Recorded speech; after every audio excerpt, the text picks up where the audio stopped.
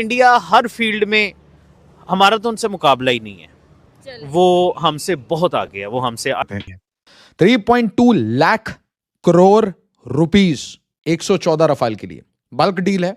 Obviously weapon systems EW suite के साथ मिलेगा। अब ये एक बहुत बड़ी और उनकी जारी बात है, जो उसके साथ साथ जो इक्विपमेंट होते हैं, वेपन सिस्टम होता है, सिमुलेटर्स होते हैं, डॉक्यूमेंटेशन, जो भी crew training, logistic support, manufacturing and indigenisation की बात की गई है, जिसमें कहा गया इन 114 जेट में 96 से 102 जेट्स भारत में बनाए जाएंगे। 30 भारतीय वायुसेना के आधुनिकीकरण को लेकर बड़ी हलचल मची हुई है। पूरी दुनिया ये सोचने पर मजबूर हो गई है कि आखिर मोदी सरकार अपनी वायुसेना को मजबूत करने के लिए क्या क्या कदम उठा रही है। और इसी बीच 114 राफेल लड़ाकू विमानों की डील फाइनल हो चुकी है, लेकिन अब उससे भी बड़ी खबर सामने आ रही है और ये ऑफर चर्चा में है। जी हां, 114 राफेल लड़ाकू विमानों की फाइल आगे बढ़ने की खबरों के बीच रूस का ऑफर आ गया है भारत के सामने, और रूस ने दे डाला है Su-57 का ऑफर फिर से, और वो भी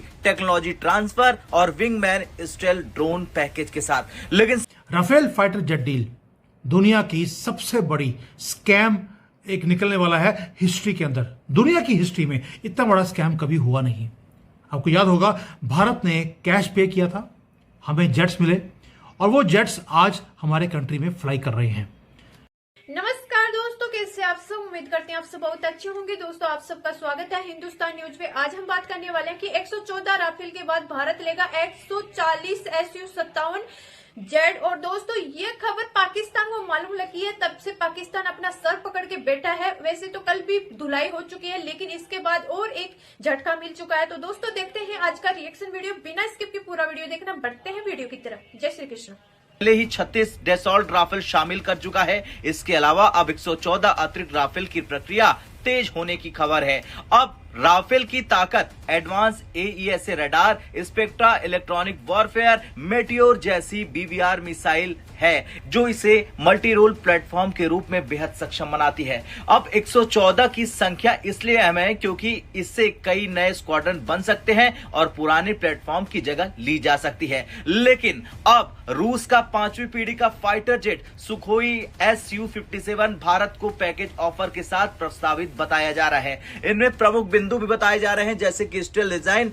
100% TOT यानी कि टेक्नोलॉजी ट्रांसफर का दावा है, भारत में मैन्युफैक्चरिंग लाइसेंस प्रोडक्शन की संभावना है, विंगमैन स्टेल ड्रोन के साथ ये पैकेज ऑफर किया गया है। यहां सबसे बड़ी बात यह है कि ऐसे बड़े दावे आमतौर पर विस्तृत मूल्यांकन, लागत, समय सीमा और वास्तविक टेक्नोलॉजी शेयरिंग की शर्तों पर निर्भर करते हैं, और अंतिम निर्णय इन सभी कारकों पर आधारित होते हैं। चलिए अब जानते हैं कि रूस ने जो ऑफर किया है उसका सबसे बड़ा USP यानी कि विंगमैन ड्रोन होता क्या है। दरअसल रिपोर्ट में जिस स्टेल्थ विंगमैन की बात की गई है उसे रूस में सुखोई S-70 के नाम से जाना जाता है। ये लॉयड विंगमैन कॉन्सेप्ट पर आधारित ड्रोन है, जो फाइटर जेट के साथ उड़कर खतरनाक इलाकों में प्रवेश करता है, इलेक्ट्रॉनिक वॉरफेयर, लक्ष्य साधना, हथियार डिलीवरी और दुश्मन के एयर डिफेंस सिस्टम को ध्वस्त करना है। अब अगर ये पैकेज भारत को टेक्नोलॉजी और मैन्युफैक्चरिंग विकल्पों के साथ मिल जाता है तो ये फोर्स मल्टीप्लायर साबित हो जाएगा। अब रूस की टीम ने महाराष्ट्र के नासिक स्थित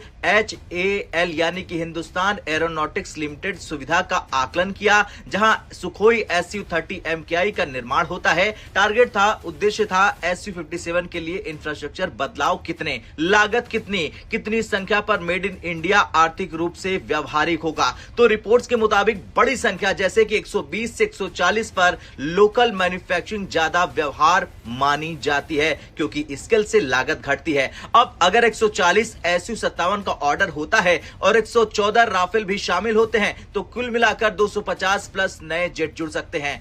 अब आप कहेंगे कि इसका सोर्स क्या है, तो इसका सोर्स आपके सामने स्क्रीन पर दिख रहा है, जिसमें बड़े बड़े अक्षरों में लिखा है कि रूस ने भारत को ऑफर दिया है। अब इंडियन एयरफोर्स की स्वीकृति स्क्वाड्रन शक्ति 42 के आसपास मानी जाती है, जबकि वास्तविक संख्या इससे कम है। ऐसे में बड़े ऑर्डर से स्क्वाड्रन गैप कम हो जाएगा, 4.5 और 5वीं पीढ़ी का संतुलन बनेगा। दीर्घकालीन आत्मनिर्भरता TOT के जरिए बल मिलेगा, लेकिन यह सब लागत, समय सीमा और वास्तविक टेक्नोलॉजी ट्रांसफर की गहराई पर निर्भर करेगा। अब सबसे बड़ी बात, भारत का स्वदेशी 5वीं पीढ़ी का कार्यक्रम HLM का है। अगर Su-57 पैकेज में engine, steel material, avionics, manufacturing प्रक्रियाओं पर सार्थक टीओटी मिलता है तो एमका को अप्रत्यक्ष लाभ हो सकता है। हालांकि यहां पर ध्यान देने वाली बात यह है कि किसी भी देश से 100% कोर टेक्नोलॉजी मिलना व्यवहार में जटिल होता है। कई बार चरणबद्ध और सीमित दायरे में ट्रांसफर भारत में बनेगा, 60% भारत में बनेगा। टाटा ग्रुप ऑलरेडी इसका थोड़ा बहुत काम कर रहा है, और भी भारत में वेंडर्स क्रिएट होंगे और ये सारी की सारी चीजें होंगी, अच्छी बात है। लेकिन दोस्तों, हम लोग, पता है क्या, हमारा बड़ा पीस मील एक अप्रोच। अब लोग मुझे क्रिटिसाइज करेंगे कि मेजर साहब आप कीड़े निकाल रहे हैं इसमें। मैं आपको बताता हूं, बात गलतियां या कीड़े निकालने की नहीं है। सबसे पहले आपने 2 स्क्वाड्रन ली, सबसे पहले आपने 2 स्क्वाड्रन ली राफेल की, बहुत अच्छा एयरक्राफ्ट, शानदार, 100%।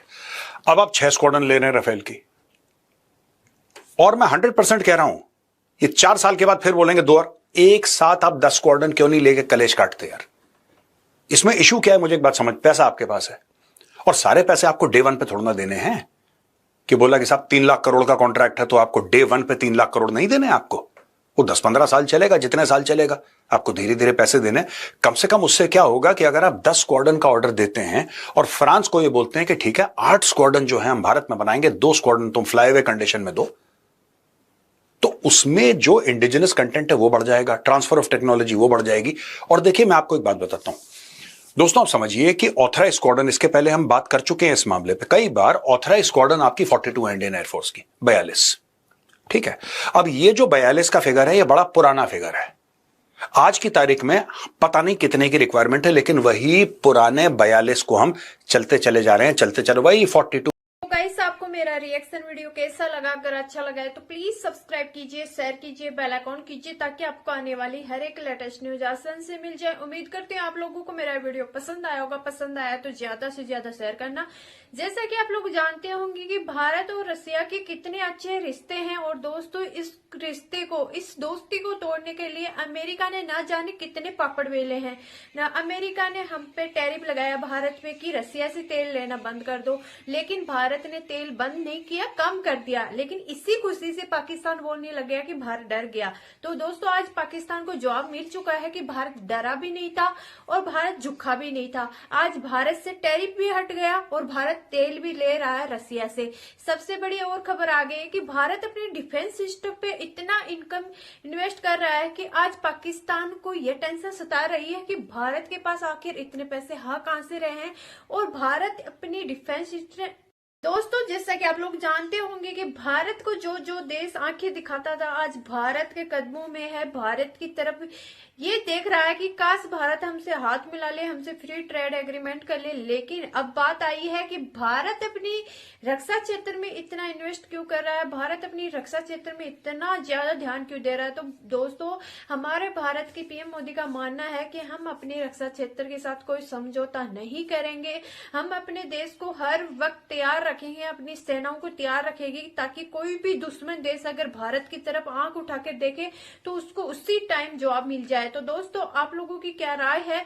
क्या भारत अच्छा कर रहा है डिफेंस सिस्टम में काम? और दोस्तों, जिस तरीके से भारत का बजट पास हुआ है रक्षा क्षेत्र के लिए, उसको देखकर तो आप लोग देख चुके होंगे हमारे दुश्मन देश पाकिस्तान की क्या हालत हो रही है। और दोस्तों, कल के मैच के बाद अब पाकिस्तान कहीं मुंह दिखाने लायक नहीं रहा। आसिम मुनीर भी हर वक्त